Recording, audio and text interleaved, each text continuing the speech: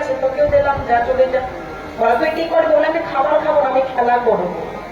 কত খেলা আসে বাবা, নাগরদোলা, কত খেলা আসে, নাম জানি না।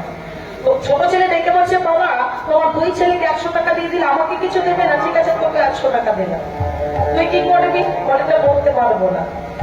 বড় ছেলে চলে গেল খাবার খেতে, মেজো ছেলে চলে গেল খেলা করতে, আর ছোট ছেলে 100 টাকা পকেটে নিয়ে ওই বাজারটা ঘুরে বাড়ি চলে এলো। সকাল হয়েছে, বাবা প্রশ্ন করছে, এই খোকা, আয় করলাম, হচ্ছে যে 100 টাকা দিয়েছিলাম তা আছে রে? কি করেছিস?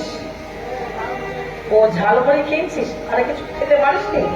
হতভাগা রাক্ষস কথাটা দূর হয়ে যা। এই অঞ্জন, ও চটপটে, এই জন্য চটপটের মতো চেহারা হয়েছে তোর, আর খাস নে। হরি বল। এই যে উজ্জ্বল, ছোট ছেলে, 100 টাকা দিয়েছিলাম, আছে? বলে আমি তাদের মতো কি পাগল?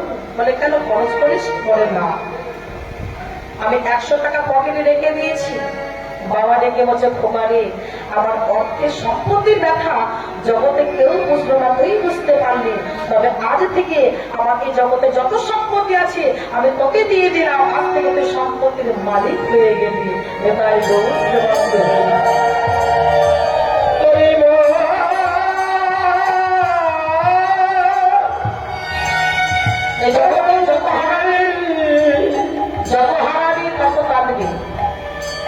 এখন সময় আছে, ধরে রাখার চেষ্টা করবে। কীর্তনটা হচ্ছে আত্মতত্ত্ব, কীর্তনটা বহিরঙ্গ কোনো বস্তু নয়। আর কীর্তন মানে হচ্ছে ভজনের কথা, ভজন তত্ত্ব। আমি বহিরঙ্গ বলবো, আমি অন্তরঙ্গ বলবো। কেন জানেন? মুখটা কোথায় থাকে বাবা? মুখটা, মুখটা কার ভিতরে থাকে? আরে শামুকে নয়, ঝিনুকে থাকে। আর ঝিনুকটা কোথায় থাকে? সমুদ্রে। গিয়েছিলেন কক্সবাজার সমুদ্রে? গিয়েছিলেন মরিধাম? এই যে সমুদ্রে অথই জলে যে ঝিনুকটার ভিতরে মুখটা আছে, তাহলে ওই মুখটা পেতে গেলে কি করতে হবে? ডুবুরে।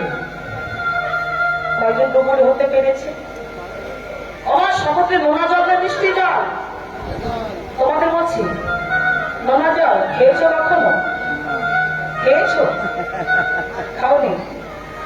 শুনে বলো না, ভজন করে দেখবে, খেয়ে দেখবে, সমুদ্র বাহিরে কোথাও নাই। তাহলে সমুদ্রে নোনা জল, আর ওই নোনা জল খেয়ে মুখটা তো ধরা হলো না, তাহলে সমুদ্রে নোনা জল খেয়ে কি হবে? বলো হরি হরি। মরতে কেউ বাকি আছে?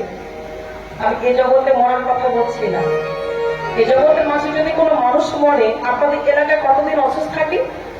সেই ঘর কতদিন? 11 দিন, 13 দিন। তারপরে ব্রাহ্মণ দ্বারা শ্রাদ্ধ শান্তি হবে, সেই ঘর শুদ্ধ হয়ে যাবে। 11 দিনের মধ্যে ব্রাহ্মণ যখন আসছে শ্রাদ্ধ করবার জন্য, ওই ঘরে আরেকজন মরেছে। মরে তো, নিঃশ্বাসে তো বিশ্বাস নাই। বলিব 6 দিনে 8 চলে গেছে।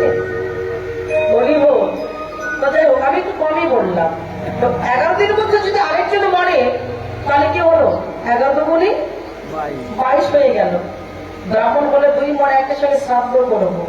22 দিনের মধ্যে যখন আবার শ্রাদ্ধ করতে আসছে, ওই পাশের বাড়ির আরেকজন মরেছে, শ্রাদ্ধ কেন হবে? 3/11 এই 43 হয়, 33 হয়। ও তো মরেছে, আপনাদেরও মারেনি, তাহলে 3/11 33 হয়। 33 মাস হয়, 30 মাস হয়, 31 মাস হয়, 32 মাস হয়, 33 মাস হয় না।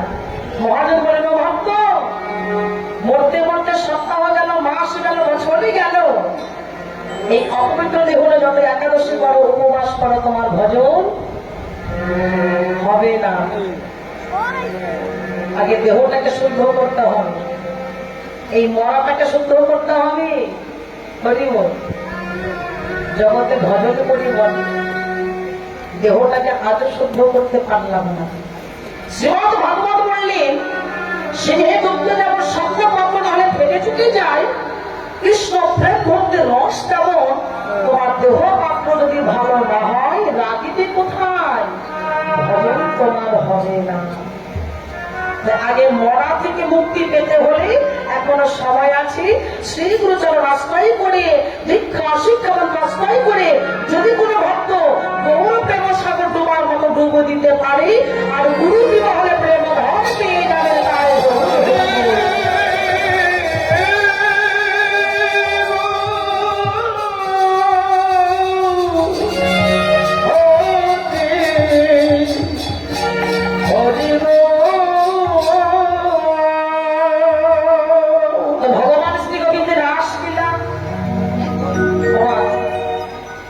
ভোলে কি হবে নিজ কোন কৃপা নামে ধনী করবো। সবাই হাত করো।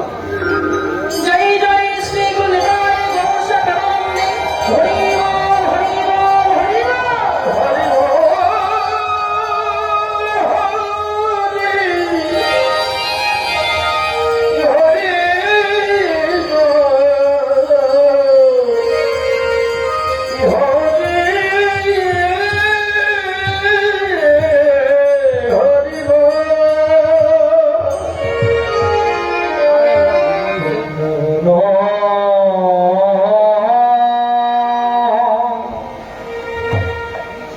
लीला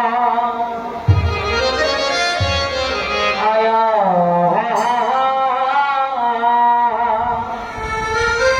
आया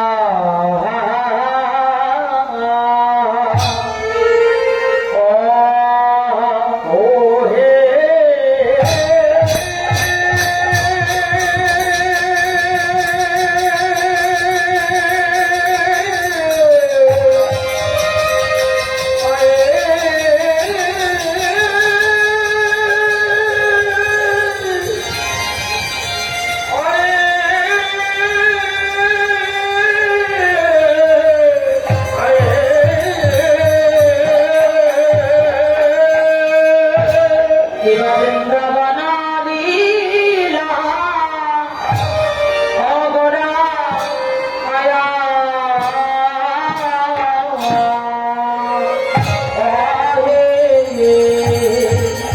देवी गोरा राज गोरा